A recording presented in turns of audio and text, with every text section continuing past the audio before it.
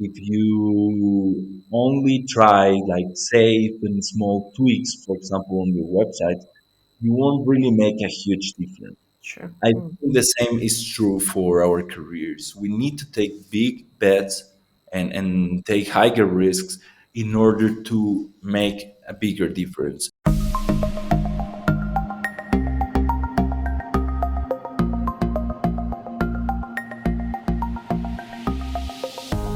Welcome to Experiment Nation's podcast. My name is Charlotte, and I'm today's host. I'm actually really stoked. I'm really excited to do this interview, and that was like a conference that Experiment Nation did back around September, and it really resonated with me a lot because when I was starting with my second role as a CRO manager, you talked about the first 90 days when you start joining a new company and how it's important. So I'm really excited to have you here. Do you want to introduce yourself? Absolutely. Thank you, Charlotte, for having me, for the invitation. I'm really excited to about sharing my experience with you guys. So yeah, I've been in experimentation for a couple of years now, close to 3 years. But I've been in the digital space for way longer than that.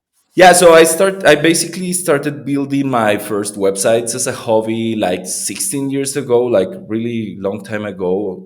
It was like 2007.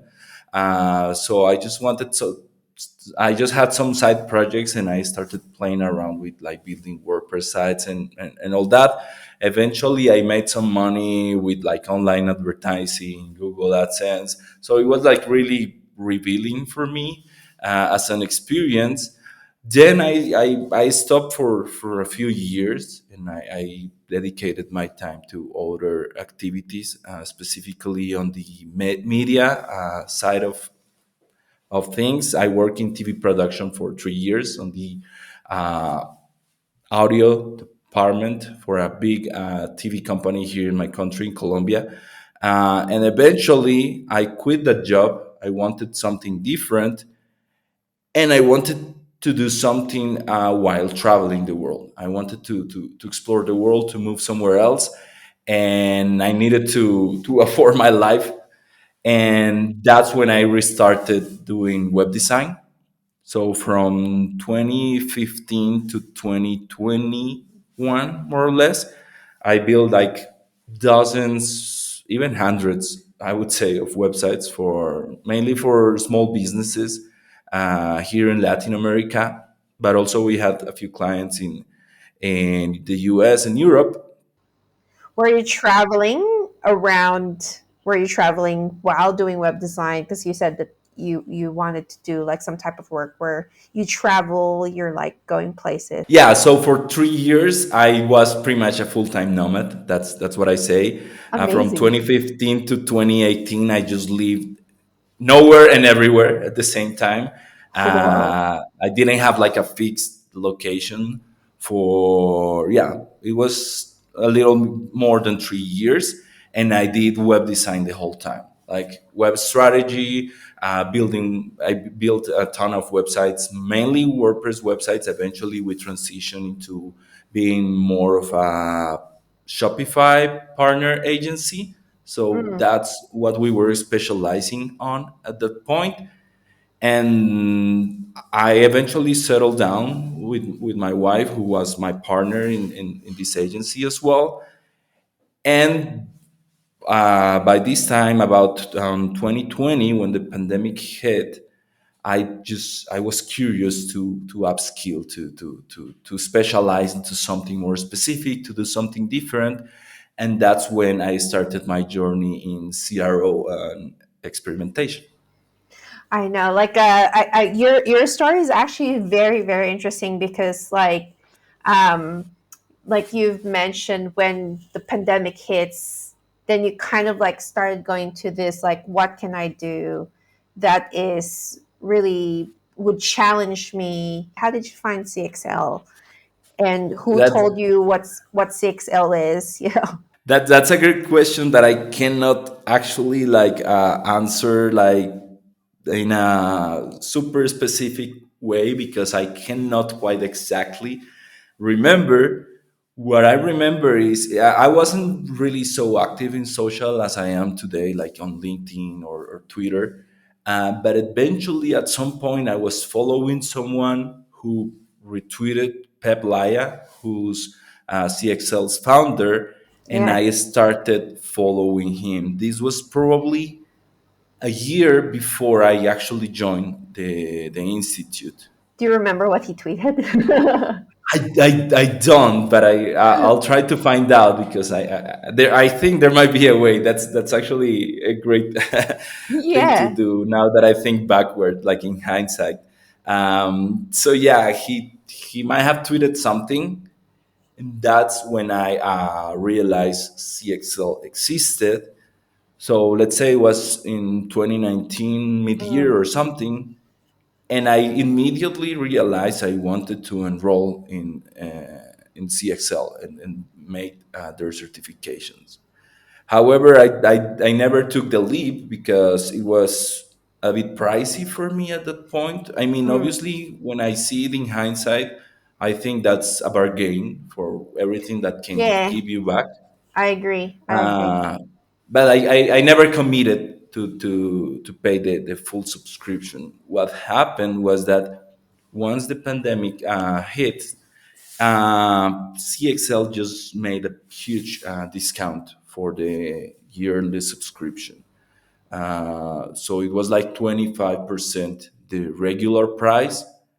And I said, this is my opportunity. So I enrolled on CXL Institute right when the pandemic started, like in March, April of 2020.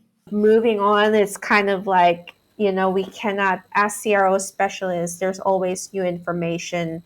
What would you advise for someone who's just starting out, or someone who would be, or thinking about, like, oh, I've heard of CRO, but I'm not sure where to start, or how to start? So yeah, I think my advice for everyone new to experimentation to CRO is to look for like people out there talking about this on a daily basis. I think LinkedIn has been a game changer for me because you quickly get to know the right people to follow. Obviously, Experiment Nation is a great shortcut to get to know who these people are, because at the end of the day, I think again this is still small enough or manageable enough for you to get to know who the key people is in a short time.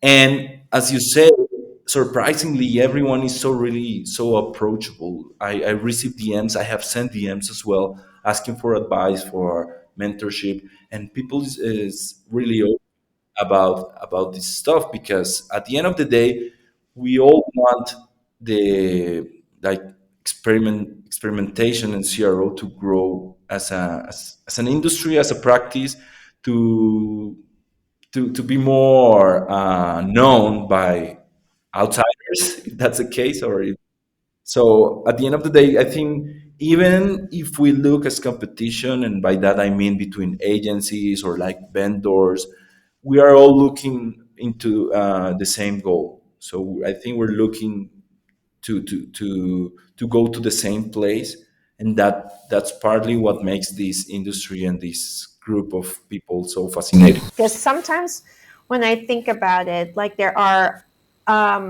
people who want to be something, like, regardless of, like, being an experimenter or something else, like in another industry. Like, you have to have a certain time frame where you really have to do the hard yard, like hard work. I remember, I just want to share with you as well, like, when I was starting out with digital marketing, I was not a digital marketer at all. I do have a degree in advertising, but that was like 2009. And you know what? What do I know? Like, it's different. And so I was like, okay, why don't I practice advertising or, digital marketing? Because that was my degree originally anyway. And so I reached out to people, and took me 7 months of, like, doing free work just to get paid eventually. And again, like if you don't have, or if someone doesn't have that grit, or you kind of like, or resilience to just wait until someone realizes your potential or gives you that opportunity, then you kind of like limit yourself. You stop halfway, and then you're like, this is too hard, I'm not going to go with it anymore. You know what I mean, though? um, Mm-hmm. so yeah, sometimes like it is about limitations that we put into ourselves. Have you experienced any type of like limitation when you were doing your when you were starting as a CRO? Um, did you feel like it's hard to reach out to people at first, before you realize, oh, they're actually quite friendly and they're like human beings like you and me? No, not at all. Actually, not really, and that's partly because CXL has its own community as well. Oh, nice. So you could quickly realize people is quite approachable. So I think that's relevant too. But also, now you talk about limitation, and I think that's a key point. I continuously think about because. Um, I don't think or maybe I think people just limit themselves too much. My example is a good example. I'm based in Mm, Colombia in Latin America, and mm, in a matter of a year, obviously with prior experience, but in a matter of a year at CXL, I ended up working for this agency, Spiro, which is one of the leader agencies in the huge. experimentation world, working for like huge clients all Mm, over the world.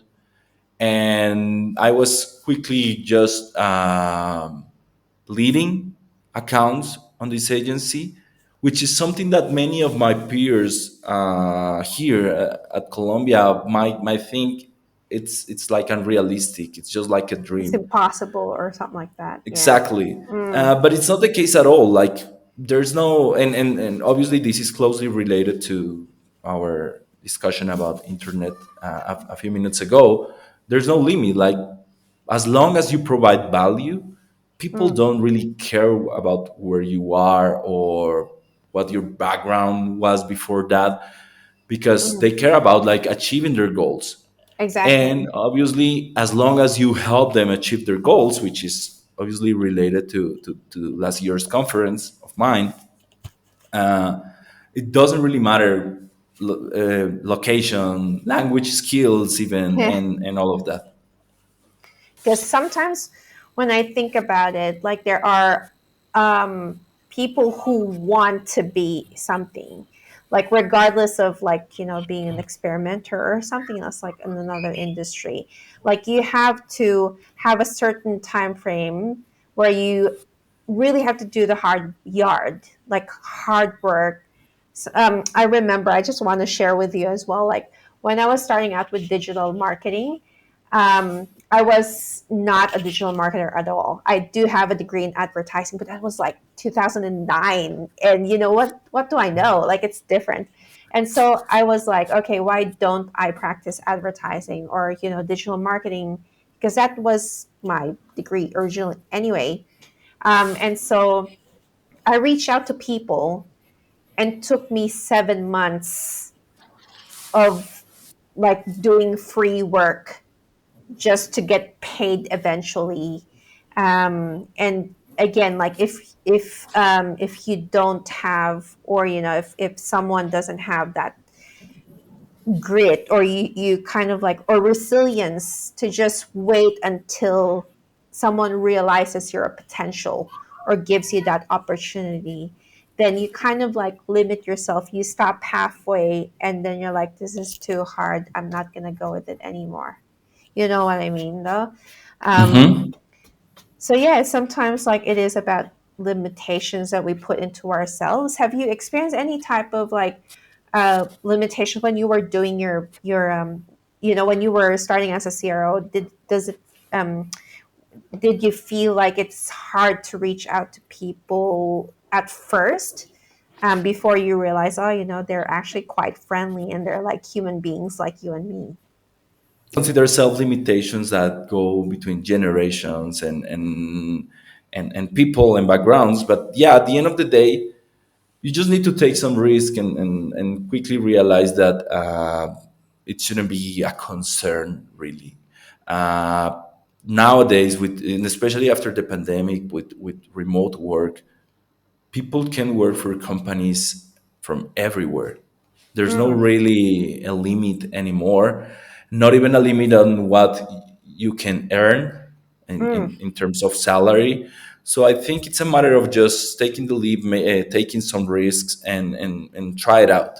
At the end of the day, there's nothing really to lose. I know some people feel more comfortable, like maybe being hired by a local company with Mm. some additional legal compliance in regard of like contract stability and stuff like that. Because normally these international companies have to hire international workers as contractors.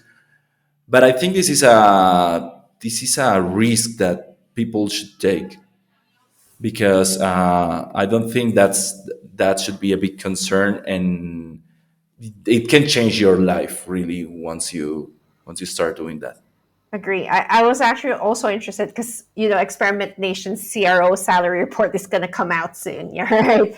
And so, Absolutely. and so I was thinking like, oh, wonder how much other CRO specialists around the world are earning. But it's interesting that you've mentioned before that you didn't even try to like negotiate, like, oh, it's okay if my salary is a little bit smaller. You were just like so confident and you're like, nah, I'm worth this, then I should get that. Yeah, I think this is partly because I think there's a high demand in Yeah, experimentation right now, and probably not so much of offer. So many companies are just looking for example, a CRO specialist, a yeah, CRO strategist, an experimentation strategist. yeah. They are not looking for an experimentation strategist in Philippines or in Colombia. Oh, They just need this person to fill a role, not like so geographically limit their ability or their capabilities. So I think as long as you can embrace this narrative and show that you can provide value no matter where you are, companies will be willing to pay more and to match the salaries with their local salaries if that's a thing, for example. So yeah. when you start building your personal brand as an experimenter, how would you say, like, how would you start in terms of like, hey, I'm an expert on this, um, because you've already passed that 3 year mark. I'm an expert on this. I have enough experience to share. Like, how would you say that experience was for you? I love that question actually, and I think Spiro deserves a big shout out Mm. here because they really encourage us to build our personal brands, Oh, to be active on social, to publish, to make use of our frameworks as an agency, to post about it, and I love this because I have known of companies that actually don't allow their workers wow. to build their personal brand. Mm. This is totally not the case. So I attribute all what I have achieved in terms of like building my personal brand out there to Spiro, to Ben, because they really encourage these and give us frameworks, ideas, and concepts. What I have learned in this during this time, and for the record, I started being like active on LinkedIn, like posting stuff like a year ago, Mm. probably like 14 more months ago. This is when I really and by the way, that was a year after I joined this bureau and two Oh my years goodness. after I started in the CRO world. Mm. Um, because I was like kind of scared or to what we were talking before, limiting myself, Yeah. thinking I needed to post like really advanced or smart stuff in order to sound like I'm worth following. Yeah. But Yeah. that's not really the case at all. Actually, what I have learned by seeing Ben, for example, or my friend Shiva Manjunath, who was also part of Spiro until recently and who's very active on LinkedIn, even Pep Laya, is that I could easily have a conversation with them today, Mm. like you and I are having, and 30 minutes later they post about something we talk about. So they Oh don't really wow. overthink this process. So Yeah. once I started observing this, I realized it was way less complicated than what I thought. Mm. So I started building like this muscle. It's like a muscle. It's like going to the gym. Yeah. You start kind of detecting what's worth Mm. sharing, but not worth sharing from like a dopamine hit perspective of just Yeah. like having a lot of likes or followers, but Mm. just because you need to throw this out there. So I quickly realized, thanks to their help as well, Martin P as well. By the way, I need to shout him out, is that it's less complicated than it seems. It's more about like sharing experiences, maybe with your clients, with your day-to-day role. I eventually started creating my own frameworks for this. So this is a really simple process. I found a way to record every idea that I have, like in Oh. like immediately, like in less than 10 seconds. Like, I don't know, let's say we're talking here and say let's talk about the importance of recording podcasts. So I'll just record this headline in 10 seconds and continue doing whatever I am doing. Yeah. Then I'll just book two 30-minute time blocks. Yeah, we'll block 30 minutes of time, normally on Fridays and Mondays, to go over this idea. So normally on Fridays, I just spend 30 minutes doing like a really rough draft of some of these ideas, like not spending more than 5 minutes on each. Mm. Mm. And normally on Mondays, I just edit one of the drafts or two. And this is normally what I will post during that same day or over the week. That's when it comes to like ideas you wanted to go over in more detail. In addition to that, I have also learned from my colleagues and from seeing them just to sometimes post something like in real time. Something Mm. happened, something that's relevant, because if like, I don't know, like Google Optimize is sunsetting, you don't want to write a draft and publish this in 3 weeks. So this combination has allowed me to be quite active, like way more active than I ever imagined. I'm posting 2 3 times per week nowadays, which seemed like impossible for me 1 and a year a half ago, 1 year and a half ago. So yeah, it's way simpler than it seems, as long as you keep this top of mind. Like, you realize this is going to have like a big return on investment, not on likes and Mm. followers, but on your career. Exactly. Eventually you'll get to a point, and I'm pretty sure all these people can agree with this. You'll get to a point where people are just DMing you, offering you jobs and things you would have ever thought possible. Really, that has happened to me, and I still can't believe it. Feel like that's one insecurity I have, is kind of like overthinking things. And okay, like I want to have this personal brand as an experimenter, but it's kind of like, what am I going to talk about? Is the usual issue like like a lot of people who are leaders in the industry, they're talking about really smart things and things that I probably have no idea about, and I don't want to sound like this, oh, newbie trying to be smart on LinkedIn.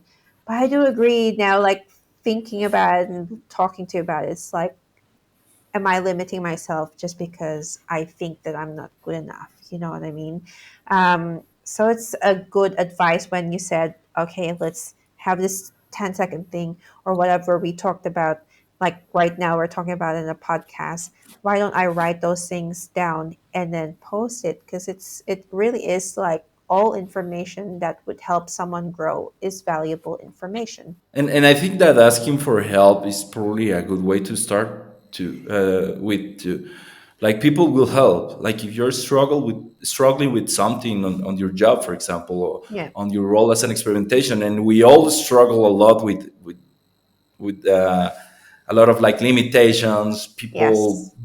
I mean, you guys know what I'm talking about. Yeah. Uh, asking for help publicly can make a difference, because people will help, and this will at the end of the day increase your reach, and make you make you grow your own personal brand too. I definitely encourage everyone to start doing this. It's quite fascinating, the things that start happening after you are consistent for some time. Because I'll share this. This is a very personal, of course, but I'm quite happy at Spiro. I plan to continue with them for more time, for sure.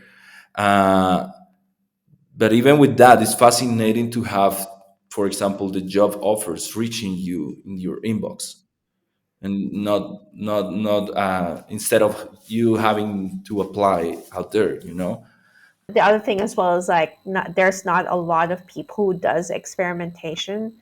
Mm-hmm. It's a very, very niche industry. Like there are processes and there are frameworks. There are, questions, prioritizations, and all these things on how to develop a test, like during testing and analysis. Like it's not something that you can just have like a little bit of a knowledge and then, lead the whole experimentation team. I think that speaks directly to those international folks, maybe not in the US or in Western Europe. There's high demand for experimentation roles, and they are not. They need for someone. They don't need for someone affordable. They need for someone. So I think my advice here, or recommendation, is to embrace this. Make sure you can shine out there in every context for every region, uh, without moving, which is obviously nice if that's what you like. Uh, but yeah, like you just say that there's high demand, or higher demand than offer in experimentation from my perspective. So don't, I mean, realize your real value. I think that's my TLDR here. What would you tell those people who have insecurities? They have the capability, but there's something stopping them from moving forward. What would be your takeaway on that? I think that's very analogous to experimentation as a practice, as an art, as a science. I think all the listeners know that. Very analogous to experimentation and A/B testing. If you want to make a bigger difference in your life, in your career, you must take bigger risk and bets, for sure. Yeah, I do. I was thinking earlier, A/B test the resume you send. Which version is better? But I Totally. do I do remember this managing director of a CRO company I used to work for. What he would do is very interesting. Like he doesn't have any boundaries of like he just goes for it. But he would look at the website of the person that he wants to be his client, and instead of saying like, hey, we have this, really good CRO service, do you want it, he would say like, oh, your website is amazing, but I think that if you put this element further, change the copy, or remove this distraction, etc., that your conversion rate will be better, and people would go for it, and he's gotten big brands because of that. Like he would challenge them instead of like, hey, here's my service, take it. So Totally. yeah, it's very It's a great interesting. approach, actually. It's a really good approach. But yeah. Okay, well, I am actually really thankful that you made some time. And again, like I've mentioned, Carlos, I'm really stoked just to be able to speak with you, because it is like a wealth of knowledge. And, like I'm pretty sure a lot of people here who are following you as well are keen to start following your advice and just going to like really evolving themselves as well, removing these limitations and moving forward with the future or their careers. And so, yeah, I really would like to thank you for coming to this podcast and and doing this interview. Well, thanks so much, Charlotte, for having me. It was a pleasure talking to you and sharing this with the audience. I'll be glad to return here anytime soon.